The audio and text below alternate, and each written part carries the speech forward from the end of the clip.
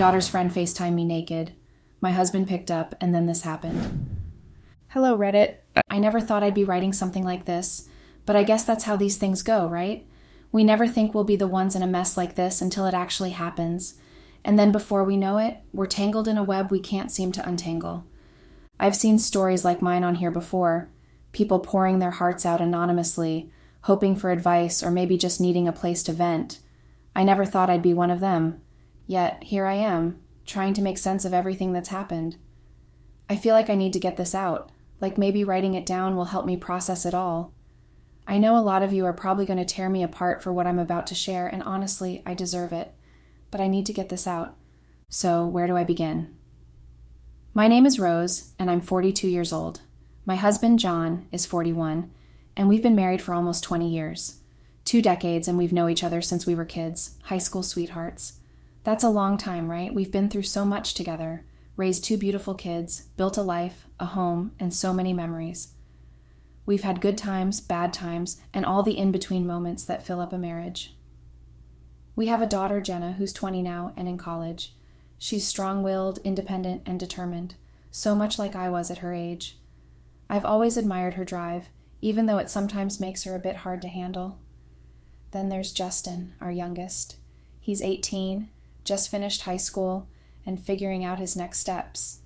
He's got a gentle heart, always has. I need to get something out of the way first. I love my husband. I really do. He is a good man, a great father, and we've built something solid and beautiful together. He has provided for our family in ways I'm so grateful for.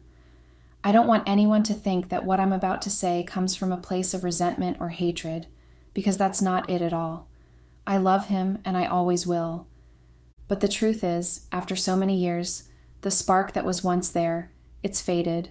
Things have changed. The spark between us just isn't what it used to be. That's not unusual, right? I think anyone who's been in a long-term relationship or marriage can understand that, right? The butterflies you feel in the beginning fade over time, and eventually you settle into a routine. And that's fine, that's normal. 20 years is a long time. I'm not saying we're unhappy. I guess comfortable is the word. Too comfortable, maybe. And in that comfort, something got lost. Romance? Excitement? I'm not entirely sure, but it feels like something's been missing for a while now. For the last few years, I've felt like something has been missing. Greg has always been a good provider. He works hard, and he's dependable. But we've lost that romantic spark, the passion that used to make me feel alive.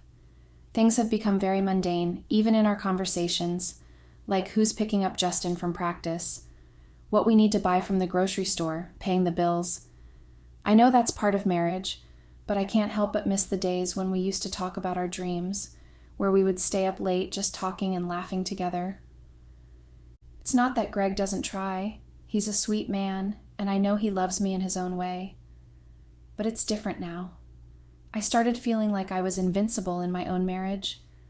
I felt like I had become more of a partner in logistics than a woman he was excited to be with. I tried to ignore it at first, to tell myself it was just part of being together for so long. But the longer it went on, the more I realized I was craving something, anything, that would make me feel wanted again. And that's when things started to change for me. I wanted a little excitement again, to feel that spark I hadn't felt in years. I started wondering what it would be like to experiment a little, to feel alive in a way that I hadn't in a long time. Like I mentioned before, things between John and me had started to feel a little stale. It wasn't that we didn't love each other anymore, or that I didn't appreciate everything I had. Trust me, I did. It was more like we had fallen into a routine, and everything felt predictable. Life had settled into this comfortable rhythm. Get up, go to work, help the kids if they need help, do the chores, maybe catch a show together before bed.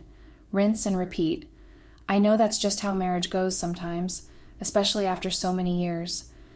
But there was a part of me that couldn't help but feel like something was missing. We had a nice home, 2 great kids, and a DID foundation. But after so many years of the same routine, we wanted something different. I never set out looking for trouble. I wasn't looking to blow up my life. I want to make that clear. I loved what John and I had built together. I never set out looking for trouble. I was never the kind of woman who thought I'd ever even entertain the idea of stepping outside my marriage. But I guess when you're stuck in a rut for long enough, you start to look for ways to shake things up, even if it's just a little. I didn't want to throw my life away. Of course, I wasn't looking for anything serious. I just wanted a bit of a distraction. And that's when Ethan started to become more than just Jenna's friend. Jenna, my daughter, has always had a great group of friends. She's the kind of person who people naturally gravitate toward. Smart, funny, and full of energy. I always liked Jenna's friends. They were all good kids, polite and well-mannered. They'd hang out at our place after school, working on projects or just lounging around. Sometimes they'd even stay for dinner, and during the holidays, Ethan and a few others would join us if they didn't have plans with their own families. One of her closest friends was Ethan. Ethan, for as long as I can remember, had always been around our house. I remember when Jenna introduced him to us. He was this tall, lanky teenager, still figuring himself out, but even then, there was something about him. He was polite, well-mannered, and he had this charm that made people instantly like him. He always knew how to make everyone laugh, and it didn't hurt that he was good-looking too. He was always the one who lingered a little longer, always the one who offered to help clean up after dinner or stay late to help Jenna with a project. He was polite and charming, never overstepping or making me feel uncomfortable. Tall, athletic, with a smile that could light up a room. I'm not proud of the fact that I noticed, but I did. I couldn't help it. I started to notice Ethan in ways I hadn't before. He had grown into a confident young man, charming, sure of himself in that easy, effortless way. Gone was the lanky, awkward kid from Jenna's high school days, and he had been replaced by someone more mature, someone who carried himself differently. He had filled out, his voice deeper, his laugh infectious. It wasn't intentional, at least, not at first, but the shift between us happened before I even realized what was going on.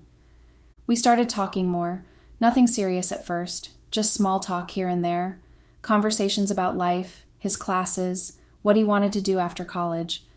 I'd ask him about Jenna, and he'd always have a funny story or a joke to share. They go to the same college and even share some classes. We connected over these small moments, and I didn't think much of it at the time. But as the weeks went on, those little towels grew longer. I started to look forward to the days when he'd stop by. It didn't take me a very long time to realize that it wasn't just casual anymore. I was developing feelings for him, real feelings that made my heart race whenever he was around. I hated myself for it. I told myself it was nothing, just a stupid crush, something I could brush off, but I guess I should have known it wasn't that simple. There was just something between us that I hadn't felt in a long time. He made me feel alive in a way that I hadn't felt in years. He paid attention to me. He noticed things, like when I changed my hair or when I was wearing a new dress. He would comment on how nice I looked in a way that felt different. It wasn't just a polite compliment. It was deeper than that. At first I told myself it was innocent, tried to convince myself even that it was nothing. Just harmless banter, nothing more. But then the flirting started. It was subtle at first, a playful comment here, a lingering glance there. His hand would brush mine when we passed in the hallway, and I eye-oved it. I started to blush when he complimented me. I'd laugh at his jokes a little too loudly, stare at him for a little too long. I convinced myself it didn't mean anything. After all, I was married. He was my daughter's friend. We couldn't cross that line. But we did. Slowly, and without either of us really acknowledging it at first, the flirting became more direct. I'd catch him staring at me from across the room, and instead of looking away, I would hold his gaze. When he hugged me goodbye, his hand would stay on my back a little too long. But I kept on telling myself that we could keep it at bay, that it was just a harmless flirtation. I wish I could say I stopped things before they went too far, that I pulled back and realized how wrong it all was, but that's not what happened. One evening, Ethan came by to see Jenna, but she was running late from class. I invited him in to wait, and we sat down in the living room, talking like we always did.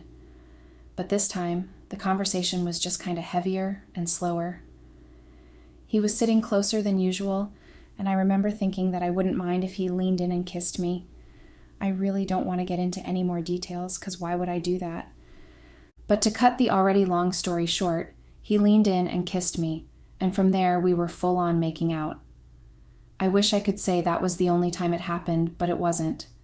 It was just the beginning. It was like once we had crossed that line, there was no going back. The affair became full-blown, and honestly, I didn't even want to stop. Ethan and I had moved beyond flirting. It wasn't just a few moments of sex here and there anymore. It had become a regular thing.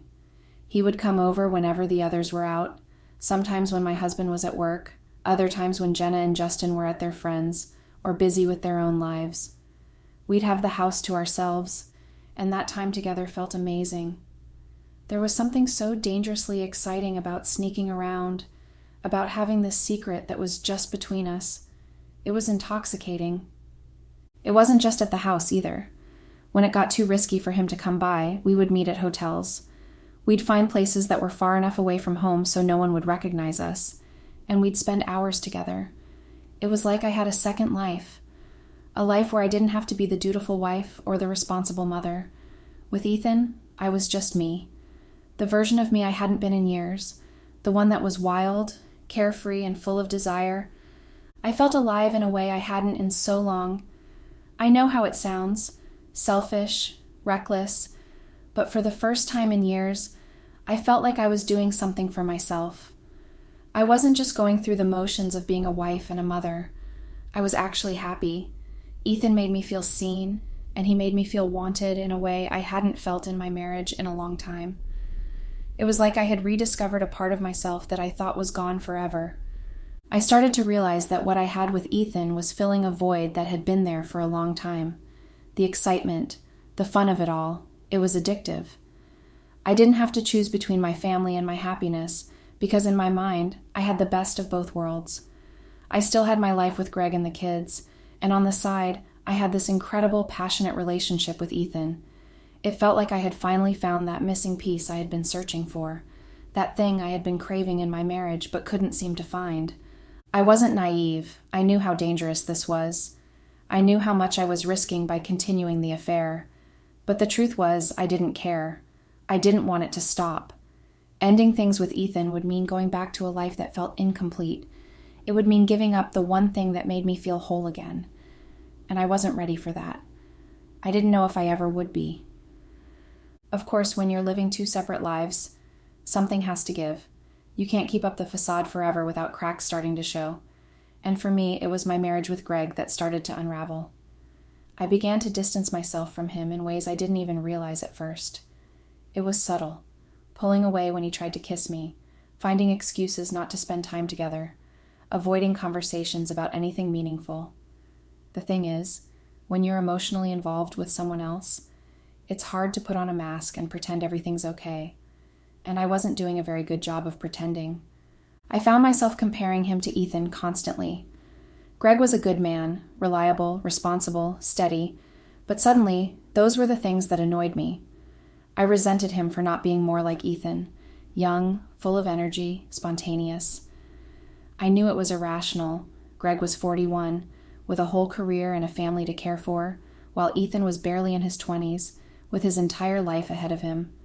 But that didn't stop the resentment from growing. In my mind, I couldn't help but wish Greg would just be more fun, more exciting, more everything. I know how ridiculous that sounds. I had built a life with Greg, and here I was, upset that he wasn't acting like a 20-year-old college kid. But once you start seeing someone else, it's hard to stop those comparisons. Ethan made me feel wanted, alive, like the best version of myself. And Greg? Well, after 20 years together, our marriage had fallen into that predictable routine that so many long-term relationships do. It wasn't bad, but it wasn't thrilling either, and I was chasing the thrill. The emotional distance between us grew until even Greg started to notice. He wasn't a fool. He knew something was off. He'd ask if I was okay, and I'd give him some vague answer about being tired or stressed. But it was more than that. I couldn't bring myself to be close to him anymore. Even when he tried to initiate intimacy, I found myself pulling away. It wasn't just the physical side of things. It was everything. I didn't want to sit and watch movies together. Didn't want to go out for dinner. Didn't even want to talk about our day. It was like I was living with a stranger. And the worst part was that the more I pulled away from Greg, the closer I felt to Ethan. Every time Greg tried to connect with me, it pushed me further toward Ethan, because being with Ethan was easy. It was fun. It didn't come with the weight of years of marriage and responsibilities. With Ethan, I didn't have to think about bills or kids or the future. I could just be in the moment, and that was something I hadn't had in a long time. But Greg wasn't blind. He could see that something had shifted, even if he didn't know what it was. He'd ask me if everything was okay, and I could hear the worry in his voice, but I didn't have an answer for him. How could I tell him that I was pulling away because I was falling for someone else? How could I explain that the man who had been by my side for 2 decades suddenly didn't feel like enough? So I kept dodging his questions, making excuses, and hoping he wouldn't push too hard. But deep down, I knew it was only a matter of time before everything came to a head. You can only hide something like this for so long before it all comes crashing down, and I was starting to realize that I might not be able to fix things once it did. Greg did everything he could think of to fix what was wrong between us, even though he had no idea what the real issue was. He tried the best way he knew how, by spending more time with me, being even more romantic than usual, and overall being the good husband he had always been. He bought flowers, planned date nights, tried to make me laugh, and reminded me every chance he got how much he loved me. He didn't just go through the motions, he really tried to reignite the spark between us. But as much as I wanted to appreciate his efforts, I just couldn't shake off the feeling that something was missing. It, however, helped me realize something. Greg wasn't the problem. He had never been the problem. He was the same man I had fallen in love with all those years ago. The same man who had stood by my side through everything, who had always been patient, loving, and endlessly romantic. He had never given me a reason to be unsatisfied with our marriage. We had been together for more than 2 decades, and he was still that doting husband who planned little surprises and made me feel special. He hadn't changed. I had. I realized that no matter how much effort Greg put in, I wasn't responding. I couldn't. The love I once felt for him had become muted, dulled by years of routine and, of course, by Ethan. Even as Greg tried to pull us closer, I felt myself slipping further away. He wasn't doing anything wrong, but somehow that was the problem for me. He was consistent, steady, reliable, everything a good husband should be. But for reasons I couldn't fully understand at the time, it had started to feel boring. And so, despite all his efforts, I sidelined everything he did to bring us back together. When he'd suggest a date night, I'd come up with some excuse to tone it down, claiming I was tired or that work was too demanding. Even when we did go out, I wasn't fully invested. My mind was elsewhere.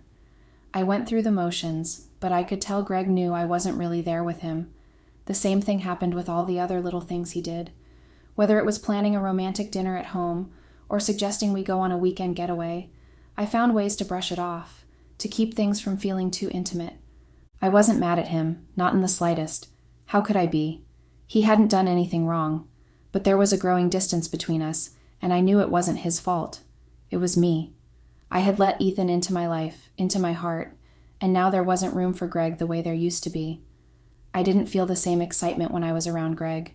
He didn't make my heart race or my palms sweat. That feeling of being wanted, of being seen, that I craved, it wasn't coming from Greg anymore. It was Ethan who made me feel that way, and I hated that about myself. The truth is, I had started to resent Greg without even realizing it. Not because he had changed, but because he hadn't. He was still the same loving husband, and in my mind, that wasn't enough anymore. I wanted something different, something new. I wanted Ethan, and I hated myself for that. I knew it was wrong, knew that I was being selfish, but I couldn't stop it. No matter how hard Greg tried to reconnect with me, I couldn't bring myself to meet him halfway. It was like the love I once had for Greg had faded, and Ethan had carved out a place in my heart that I couldn't evict him from. It wasn't fair to Greg. He deserved so much better than what I was giving him. But instead of confronting those feelings, I buried them. I avoided Greg's attempts to fix things because deep down, I wasn't sure I wanted them to be fixed. I was happy with the way things were, at least with Ethan. And that's what made everything so much worse. I had everything, an amazing husband, a stable life, 2 wonderful kids, but it wasn't enough. And no matter how hard Greg tried to pull us back together, I was slipping further and further away, chasing something I knew I shouldn't want. something I knew would eventually tear everything apart. What hurts me the most, when I look back on everything, is how Greg tried so hard to understand what was going wrong between us. He sat me down so many times and tried to just talk to me. He desperately wanted to figure out what the real issue was. He wasn't the type to let things fester, so he made it a point to ask me over and over again what was wrong. He wanted to help. He wanted to fix whatever had gone off track, but no matter how many chances he gave me, I refused to cooperate. It wasn't because I didn't want things to be better. It was because I couldn't bring myself to be honest with him. How could I? What would I even say? That I was cheating on him? That I had crossed a line that I couldn't uncross? And not just with anyone, but with Ethan, the one person Greg had always seen as part of the family, almost like a son. There was no way I could admit that to him. It wasn't just the betrayal. It was the fact that I had chosen someone so young, someone Greg had welcomed into our home with open arms. I couldn't bear the thought of how much it would hurt him if he knew the truth. So I deflected. I pushed him away. Whenever he tried to dig deeper, I found ways to change the subject or make excuses. I was distancing myself, but he wasn't giving up. Not at first. He kept trying, even when it was clear I wasn't willing to meet him halfway. And the worst part is, I could see how much it was hurting him, but I still couldn't bring myself to be honest. Now, looking back, I wish I had just cooperated with him then. I wish I had been brave enough to face the consequences of my actions before things spiraled so far out of control. Maybe if I had ended things with Ethan earlier, I could have kept the secret buried forever. Greg would never have to know.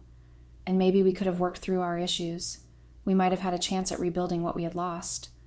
But that's not what happened. I was too deep in the affair, too wrapped up in the way Ethan made me feel. I didn't want it to end, and that's why I never really let Greg in. I didn't want him to uncover the truth because, deep down, I wasn't ready to give Ethan up. I kept thinking I could balance both worlds, that I could keep my family intact while also indulging in this secret life with Ethan. But of course, that's not how things work. Eventually, everything came crashing down, and it did. Hard. The regret I feel now is unbearable. I wish I had just talked to Greg, been open with him about my unhappiness instead of seeking it elsewhere. I wish I had never let things with Ethan go so far. But most of all, I wish I had given Greg the chance to fix what was broken between us. Maybe, just maybe, we could have come out stronger on the other side. But I didn't. And now, I'm left to live with the fallout of my choices, wondering what could have been if I had just cooperated when Greg needed me to. I also grew kind of lazy, I have to admit. When you're hiding something like that for a while, it's exhausting at first. You're always on edge, looking over your shoulder, double-checking everything to make sure nothing slips out. But over time, I guess I got comfortable. I started to feel like nobody would ever find out about the affair. I mean, I'd been carrying it on for months without anyone so much as batting an eye. Ethan and I were so careful, or at least that's what I thought. My guard dropped and I became careless. I thought I was in control, but of course I wasn't. Everything finally came crashing down one night. I was in the shower, Greg was in bed, and I had left my phone charging beside him, close enough for me to hear it ring while I hopped in for a quick wash. I remember that moment so clearly. It's something I'll never forget. It's strange how life can pivot on the smallest details, how one moment can change everything. I had saved Ethan's number as Ethan because I thought changing it would look suspicious. Little did I know that this choice would lead to my entire world crumbling. If only I had saved Ethan's number with something else, maybe Greg wouldn't have picked it. I was rinsing my hair when I heard the unmistakable sound of my phone ringing. I wanted to come out and get it, but I didn't want to seem suspicious, so I decided to just ignore it. But then, Greg called out and told me Ethan was the one calling, and he was FaceTiming. That was when I first started panicking because I knew that he was about to see something that would destroy us. I knew Greg would pick up the phone, especially since it was Ethan. He would be worried that it was an emergency or something. Greg picked up the phone, and it was Ethan naked, looking straight into the camera. Greg went quiet. I didn't even hear a hello from him, so I hurriedly turned off the shower, trying to shake off the water and my growing dread. I threw on a towel and stepped out. When I saw Greg's face, I could see he was furious. I wanted to take my phone from him, but he wouldn't give me back. Right in front of me, he went to I and Ethan's messages and checked everything. All our private, intimate conversations he screenshotted, all our photos he sent to himself. That was when I knew that the game was over. I was trying to come up with something, anything, to deflect. I stammered that maybe it was a mistake. I was desperately grasping at straws. I suggested that maybe Ethan was probably trying to call his girlfriend and had called me by mistake. Of course, Greg had already seen the messages and even the photos. Maybe if only I hadn't left the phone by his side, if only I had muted that damn phone. He wanted to know how long this had been going on. He looked angry and so heartbroken. That night will forever be etched in my memory. He was furious, angrier than I've ever seen him. His hands were shaking and his voice was cold and bitter when he confronted me that night. I'm just so thankful that the kids weren't home. Thank God for that, because how the hell would I have explained it to them? It was the worst night of my life. Greg didn't give me a chance to explain or even breathe. He wanted answers, and he wanted them now. But the truth is, I hadn't thought that far ahead. I never planned for Greg to find out. I never thought it would come to this, so I had no excuse prepared, no story to cover up what I'd done. I was completely blindsided, and I just stood there sobbing, trying to piece together something coherent to say. It was a messy, heartbreaking conversation. I was crying, feeling humiliated, exposed, and ashamed. Greg was pacing the room, his face red with anger. He couldn't believe what I'd done, and neither could I, honestly. There was no real justification for it, just the fact that I got lost in the excitement of something new, something forbidden. I kept begging him to sit down and talk it out, but he wasn't having any of it. He told me he didn't want to hear anything I had to say, that I needed to leave the house so he could calm down and figure out what to do next. I begged him to reconsider. I begged him to let me stay, to let us talk through it, but he refused. He told me that I had crossed a line, and there was no going back. That night I packed up what I could, just the essentials, and left. I felt like my whole world had just shattered around me. I didn't know where to go, so I went to my parents' house. They were, of course, shocked to see me show up at their door late at night, disheveled and crying. I collapsed into my mom's arms, and I just cried for the rest of the night. I had no words. I couldn't even bring myself to explain what had happened. The next morning, I had to tell them everything. The whole sordid truth. It was the hardest conversation I've ever had with my parents. I could see the disappointment in their eyes, the hurt. They were so disappointed in me.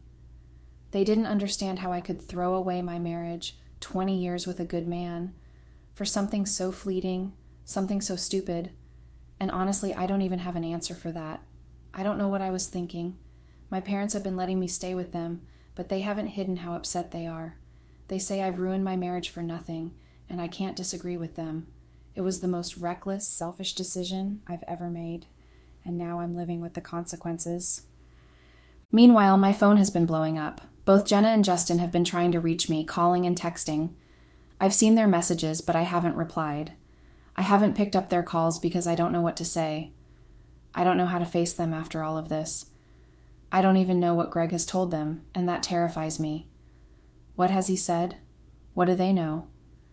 I've tried to get in contact with Greg just to figure that part out, but he won't talk to me. He's ignoring my calls, my texts, everything.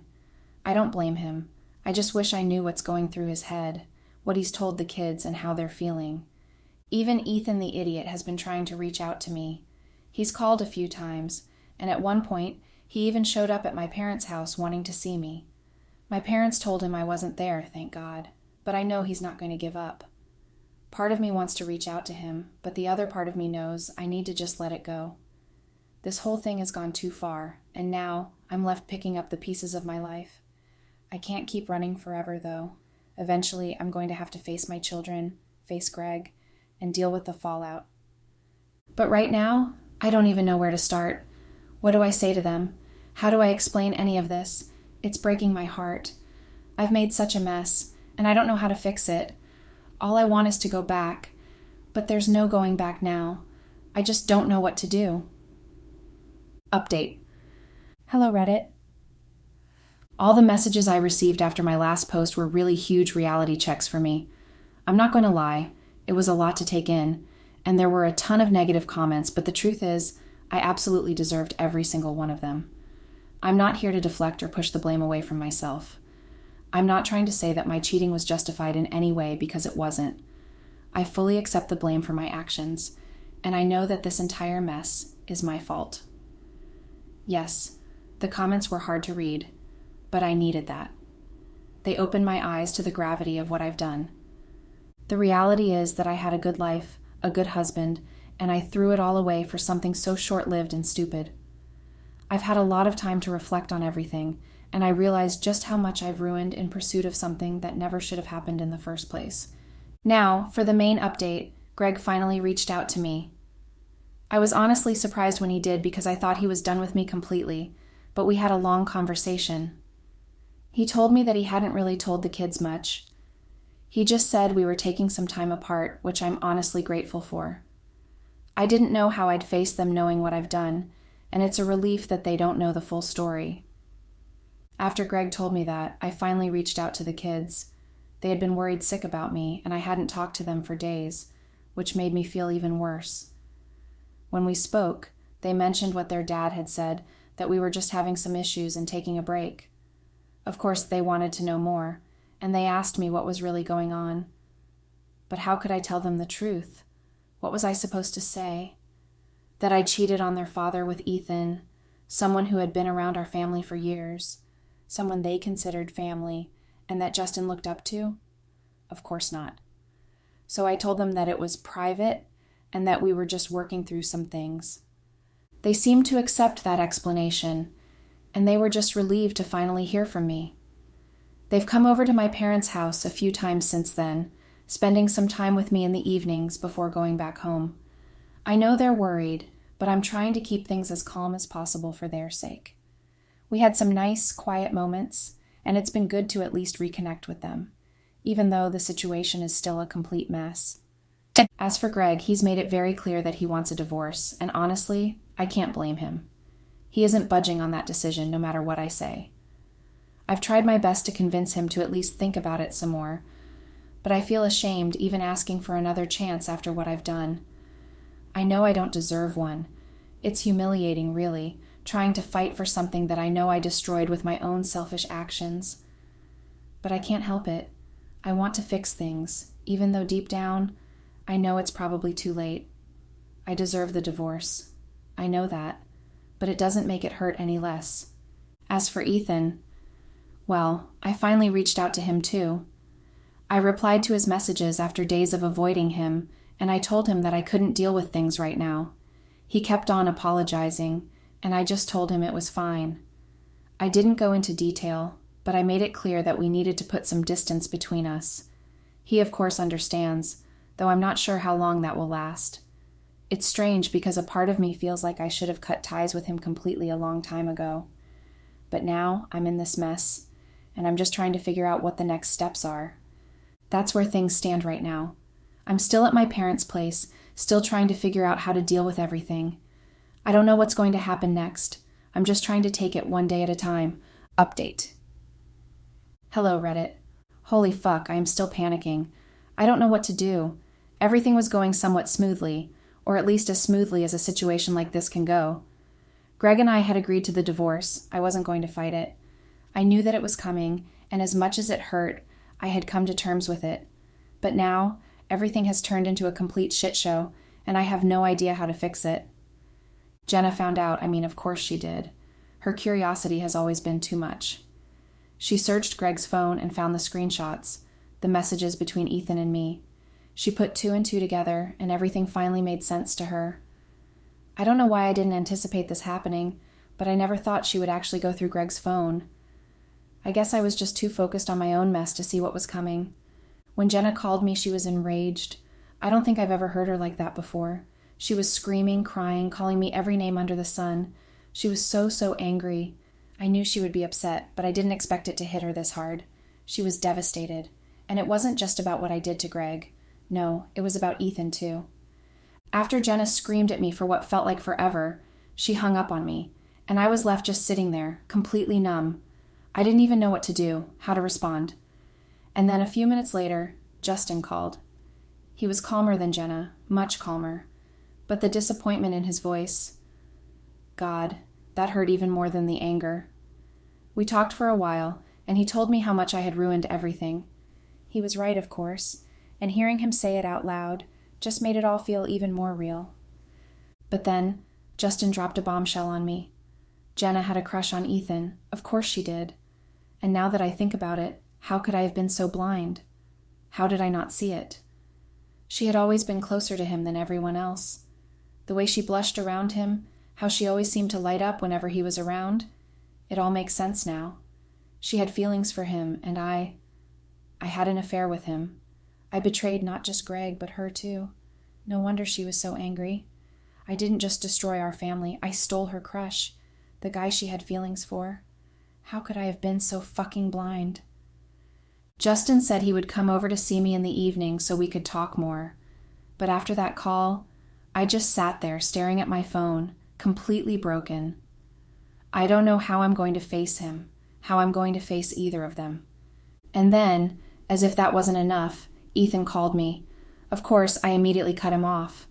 I couldn't even deal with him at that point. I told him we couldn't talk anymore, that he had ruined everything. He tried to apologize, said he knew Jenna had called him, and that he was really, really sad about everything, but I couldn't listen to it. I made it clear to Ethan that he was never to call me again for anything. This whole situation had blown up in my face, and I couldn't help but feel furious at him. If he hadn't been so reckless, trying to FaceTime me while naked, maybe everything wouldn't have spiraled out of control like this. I had been trying to take responsibility for my part in all this. After all, I chose to get involved with him. Nobody forced me into that affair, it was all on me. But still, who does something so dumb? The fact that he thought it was okay to call me in that state showed how senseless he was. Now here I was, staring at the wreckage of my life, and I want to scream at him for being so careless. Did he not realize how much was at stake? Did he not understand that our actions had real consequences? I feel like he had thrown a grenade into my life, and now I was left picking up the pieces. I don't want to think about him anymore. I don't want to deal with the guilt or the shame that came with remembering what we had. I wanted to shut that door completely, to put as much distance between us as possible. I just can't keep on going down that road. Greg still hasn't reached out, hasn't said anything to me. I don't know if he's just done with me completely or if he's waiting for the right moment, but the silence is killing me. I've ruined everything, and I don't know how I'm supposed to fix this. How am I supposed to repair my relationship with my kids after all of this? How do I even begin to make things right? I feel like my whole world is falling apart, and I know I have no one to blame but myself. I've fucked everything up, and for what? For something so selfish, so stupid? I've lost my family, my marriage, my kids' respect, and for what? I don't know how I'm going to get through this. Update. Hey Reddit, sorry I haven't updated in a while. Things have been busy, to say the least. A lot has happened, and I guess I just haven't had the energy to face it all head on, let alone share it with everyone. But today, something big happened, and it reminded me that I owed you all an update, so here I am. First of all, yes, I got served. That was the main thing that snapped me out of whatever haze I've been in. I got the divorce papers, and now it all feels very real. I can't even describe the feeling, I'm just numb. Like all the energy and emotions in me have been sucked up and there's nothing left. It's like I'm standing behind a glass window, watching everything in my life unfold while I stand still, stuck in slow motion. The divorce papers just made it all that much more concrete, like I have to face the mess I created, and there's no way out of it. Second, I'm still at my parents' house. I actually went back to the house I shared with Greg to pack up the rest of my things. It was surreal. Walking through the house, seeing all the reminders of the life I ruined, it was like a punch in the gut.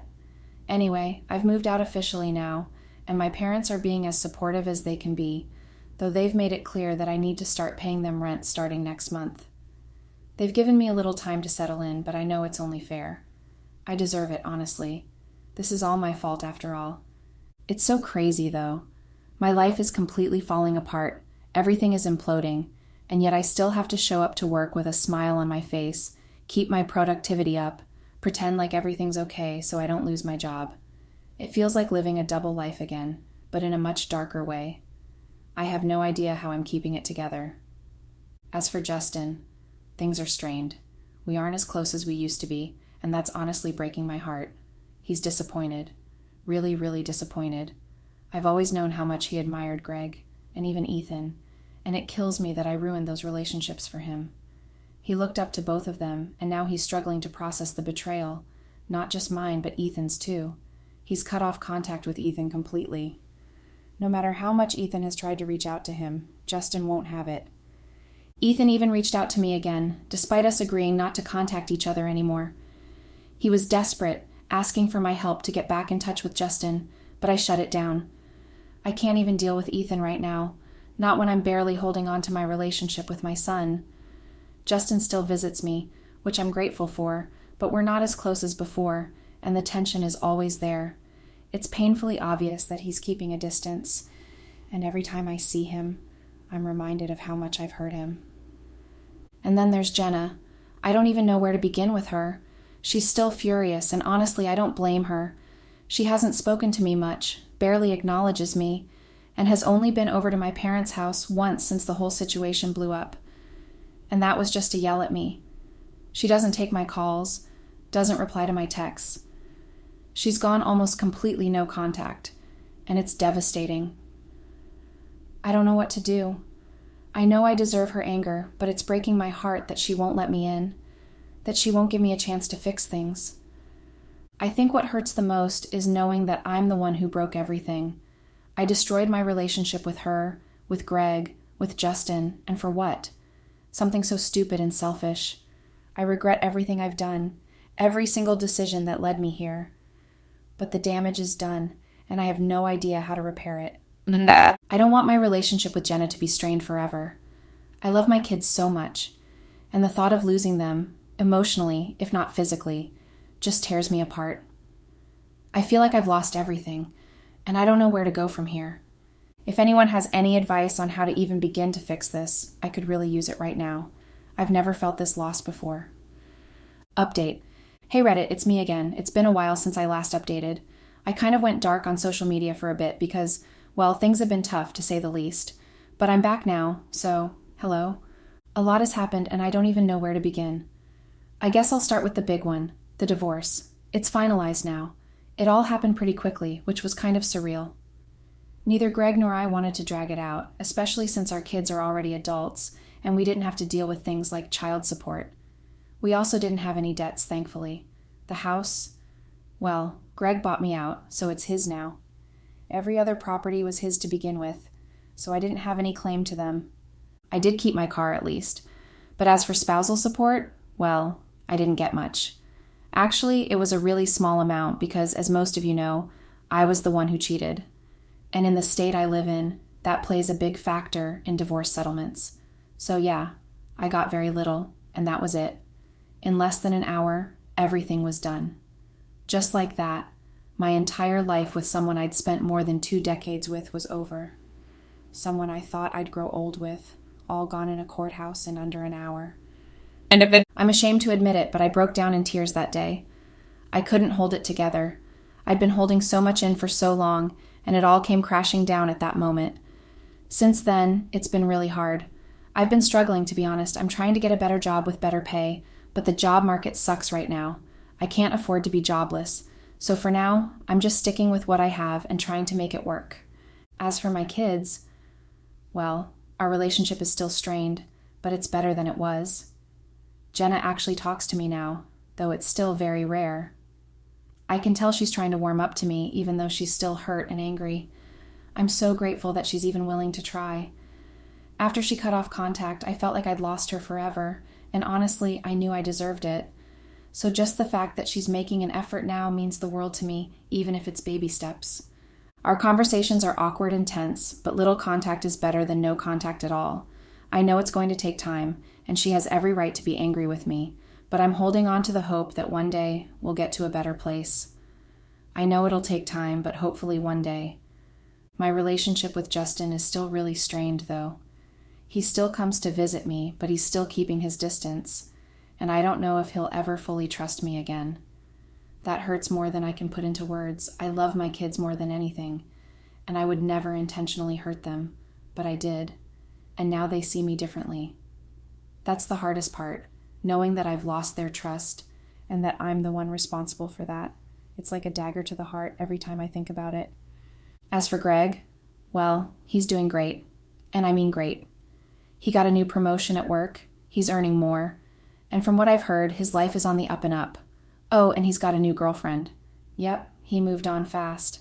I'm still mourning the end of our marriage, and he's already with someone else. It's a bitter pill to swallow, but I can't even be mad at him. I'm the one who messed up, and I guess he deserves happiness after everything I put him through. It's just so hard. Here I am, in my 40s, living back at my parents' house, trying to pick up the pieces of my life while everything around me feels like it's falling apart. This is not the life I envisioned for myself. I feel like a complete failure. I feel like I've messed everything up so badly that I'll never be able to fix it. I don't know what the future holds. Right now, I'm just trying to take things one day at a time and hoping that somehow things will get better. I still have hope, but it's hard not to feel like I've lost everything. Thanks for reading. I don't know when or if I'll update again, but I just needed to get this off my chest. Plus, I felt like I owed you guys one final update.